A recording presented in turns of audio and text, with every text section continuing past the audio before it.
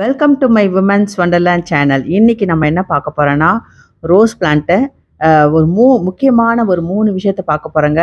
இந்த rose plant 5 வருஷத்துலேருந்து 7 வருஷம் வரையும் ஒரு பிளான்ட்டை நம்ம எப்படி மெயின்டைன் பண்ணணுன்றத பற்றியும் தெரிஞ்சுக்க போகிறோம். முதல்ல நம்பர் 1 என்னன்னா, இந்த ரோஸ் பிளான்ட் எப்படி செலக்ட் பண்ணணும் அப்படின்றத பற்றியும், 2வது இது கட்டிங் பண்ணும்போது நம்ம என்னெல்லாம் செய்யணும், முக்கியமாக செய்ய வேண்டியது நிறைய வேலைகள் இருக்குங்க. இதை பற்றி புரிதல் இல்லாமல் ஆரம்பத்தில் வந்து நான் ரோஸ் பிளான்ட் நிறைய வாங்குவேன். ஒரு 3 மாசத்துலேருந்து 6 மாதம் வரை தான் இருக்கும்.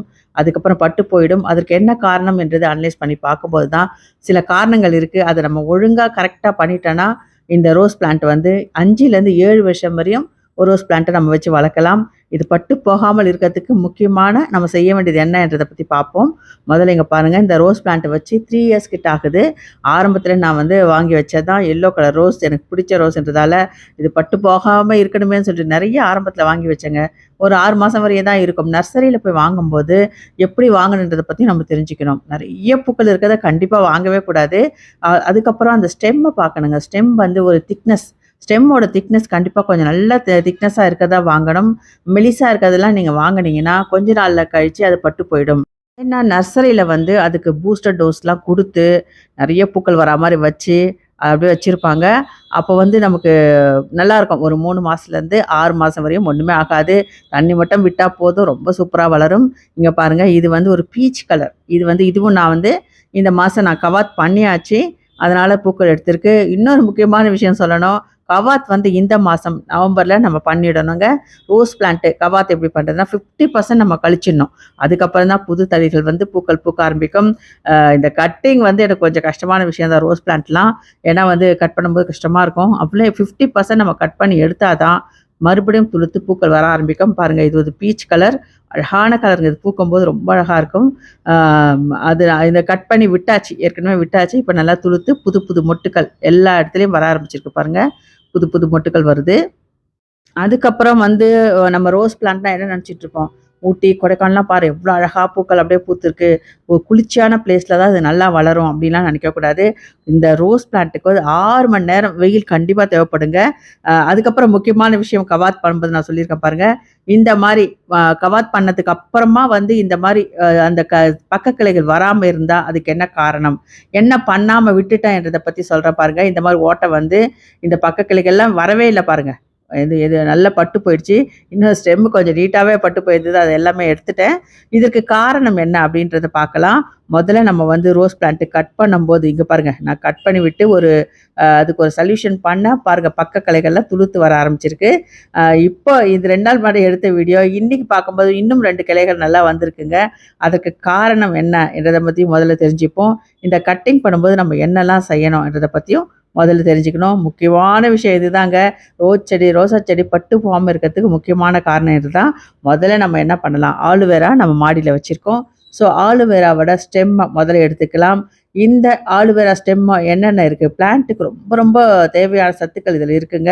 அதாவது இல்லை, ஒரு வேக்ஸ் மாதிரி ஒரு கோட்டிங் இருக்கும். அது வந்து செடிகள் பட்டு போகாமல், அந்த கிளைகளை கட் பண்ணும்போது பட்டு போகாமல் இருக்கிறதுக்கு இது ரொம்ப ரொம்ப உதவி பண்ணுது. அது மட்டும் இல்லாமல் நம்ம சாப்பிட்றதுக்கும் இதை யூஸ் பண்ணிகிட்ருக்கோம். ஹேருக்கும் ரொம்ப ரொம்ப தேவையான சத்துக்கள் இதில் நிறைய இருக்குங்க. இந்த ஆலுவேராவை ஒரு ஸ்டெம் நல்லா திக்காக இருக்க ஸ்டெம்மை முதல்ல ஒரு பிட்டு கட் பண்ணி எடுத்துக்கலாம். இங்கே பாருங்கள், முதல்ல எடுத்துக்கிட்டு போகலாம். எடுத்துகிட்டு போயிட்டு கீழே விழுந்துருச்சு. அந்த பட்டுப்பாலத்தை எடுத்துக்கிட்டு போய் என்ன பண்ணணும், முதல்ல நம்ம கட் பண்ணும்போது ரோஸ் பிளான்ட்டை கட் பண்ணும்போது என்ன பண்ணணுன்றதை காட்டுறவாங்க. இங்கே பாருங்கள், ரோஸ் பிளான்ட் முதல்ல கட் பண்ணிடலாம். ஸ்டெம் ரொம்ப பெருசாக வந்துடுச்சு ஒரு இடத்துல. அதை கட் பண்ணி எடுக்கணும். கட் பண்ணிவிட்டு நல்லா கட் பண்ணிவிட்டு நம்ம என்ன பண்ண போகிறோன்றதை பார்க்கலாம். முதல்ல பாருங்கள், இதை கட் பண்ணிடலாம். இந்த மாதிரி வச்சு நல்லா கொஞ்சம் ரொம்ப விடாமல் 50% சொன்னேன்ல, கொஞ்சம் கீழேயே கட் பண்ணலாம். வேருக்கு பக்கத்தில் கூட நீங்கள் கட் பண்ணிக்கலாம். இந்த மாதிரி நல்லா கட் பண்ணி விட்டுட்டு உடனே நம்ம என்ன செய்யணும் அப்படின்றத பார்க்கலாம். இங்கே பாருங்கள், கட் பண்ணது காற்றுல கீழே வந்துருச்சு. அதை முதல்ல எடுத்து ஒரு சேஃப்டி பண்ணலாம். அந்த கட்டிங்லேருந்தே புது இலைகள் வர வைக்க முடியும். இந்த மாதிரி ஆலுவேரா ஜெல் இருக்க அந்த ஜெல்லை வந்து கண்டிப்பாக அது மேலே தடவி விடணுங்க. கட் பண்ண உடனே நீங்கள் இதை பண்ணணும். இது ஒரு ஃபஸ்ட் எய்டு மாதிரி அந்த பிளான்ட்டுக்கு, ரோஸ் பிளான்ட்டுக்கு ஃபஸ்ட் எய்ட் பண்ணுற மாதிரிங்க. உடனே அந்த ஜெல்லை நல்லா தடவி விட்டுட்டு அதுக்கப்புறம் தான் நம்ம என்ன பண்ணணும், அப்போ தான் வந்து மேலே வந்து அந்த வேக்ஸ் கோட்டிங் இருக்கும்போது காயாமல் இந்த செடியை பாதுகாக்கிறதுக்கு இது ரொம்ப முக்கியம். முன்னாடியே காட்டியிருக்கேன் பாருங்கள், காஞ்சி போய் பக்க கிளைகள் வராமல் எப்படி இருக்குது. அதுக்கு காரணம் இந்த மாதிரி வேக்ஸ் கோட் போடாமல் தான் அது மட்டும் இல்லாம, அது வந்து தண்ணி பட்டு, வெயில் பட்டு அது காஞ்சு போயிடுச்சு. இப்போ கீழ விழுந்தத எடுத்து நம்ம புது செடிய உருவாக்குறதுக்காக இந்த பிளான்ட்டோட கட் பண்ணி எடுத்தேன் பாருங்க. நல்ல திக்கா இருக்கு. அதாவது ஒரு பென்சில் சைஸ் இருக்க பிளான்ட் அது வச்சீங்கன்னா தான் நீங்க உங்களுக்கு வந்து புது பிளான்ட் வளர முடியும். இங்க பாருங்க. இத வந்து நம்ம என்ன பண்ணலாம்? உடனே நான் தொட்டி ரெடி பண்ணல. என்ன பண்ணலாம்? அதுக்கு நம்ம ஒரு சேஃப்டி பண்ணணும் இல்லையா? அந்த ஆலுவேரா ஜெல் கொஞ்சம் தடவிட்டு, மீதி இந்த இருந்தது பாருங்க. அத வச்சு இந்த மாரி நல்லா அந்த இதில குத்தி விட்டுட்டு, ஒரு இடத்துல எடுத்து வச்சுக்கலாம். ஏன்னா வந்து எடுத்து வச்சுக்கிங்கன்னா, அது காயவும் காயாது. நீங்க சாயந்தரமோ, இல்ல மறுநாள் ஒரு நாள் விட்டு கூட நீங்க தொட்டி ரெடி பண்ணிட்டு அதில வச்சு விடலாம். அதுவரையும் இந்த மாரி இந்த ஆலுவேரால சொருவி வச்சீங்கன்னா தான், அது காயாம நல்லா வளரும். இல்லன்னா அப்படியே வச்சுட்டு போயிட்டீங்கன்னா, சரியா வராதுங்க. இது நான் நெறைய தடவ ட்ரை பண்ணி ஃபெயிலியர் ஆயிருக்கு. இப்ப இந்த ஜெல்லுல நம்ம வச்சு, அந்த ஒரு ஓரமா வச்சிடலாம். இப்ப நமக்கு சேஃப்டி ஆயிடுச்சு அது.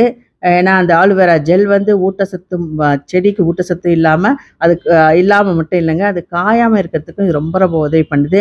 இந்த மாரி சொருவி முதல்ல ஒரு ஓரமா வச்சிடலாம். நான் நாளைக்கு தான் தொட்டி ரெடி பண்ண போறேன். இன்னொரு ஸ்டெம் வைக்கிறதுக்கு. தொட்டி இன்னும் அங்க இல்ல. பார்க்கணும் என்ன தொட்டி இருக்கா? இல்லையான்னு பார்த்துட்டு, அதுக்கப்புறம் தான் மண் கலவை ரெடி பண்ணி நாம இத வைக்கணும். அதுவரையும் சேஃப்டியா இருக்கிறதுக்காக இந்த ஆலுவேரால கண்டிப்பா வைக்கணுங்க.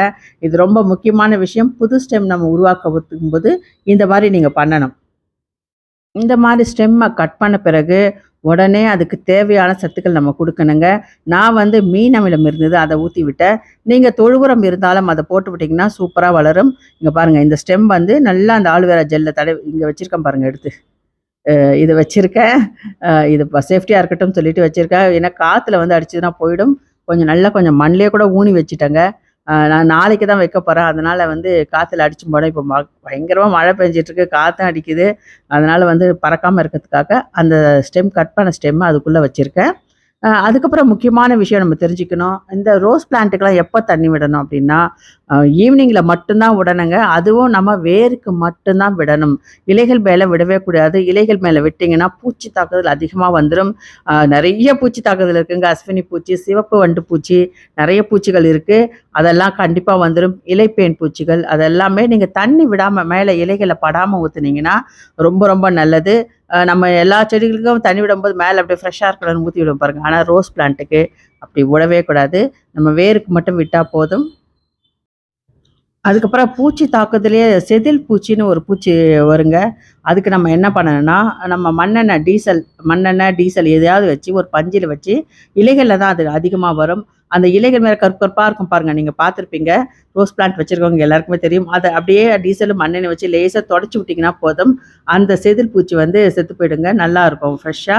அதுக்கப்புறம் பூச்சிக்கொல்லிகள் என்னென்ன பூச்சிக்கொல்லிகள் இருக்கு அப்படின்னா, நம்ம வேப்ப இலைகள வந்து ஒரு 5 பூண்டு சேர்த்து அரைச்சு, அத வந்து ஃபில்டர் பண்ணி அதையும் தெளிச்சு விடலாம். ஆ இலைகள் மேல் படாம தெளிக்கணுங்க. வேர்கிட்ட ஊத்துனாலே போதும்.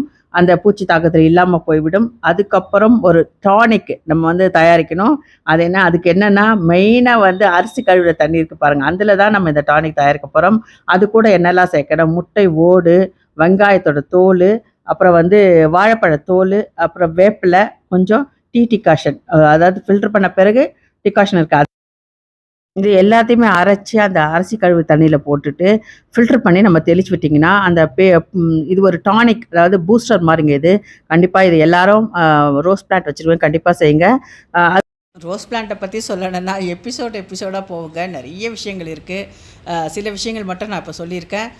இது உங்களுக்கு பயனுள்ளதா இருக்கும்னு நெனைக்கிறேன். இந்த வீடியோ உங்களுக்கு பிடிச்சிருந்தா லைக் பண்ணுங்க, ஷேர் பண்ணுங்க, சப்ஸ்கிரைப் கூட பண்ணுங்க. ஓகே.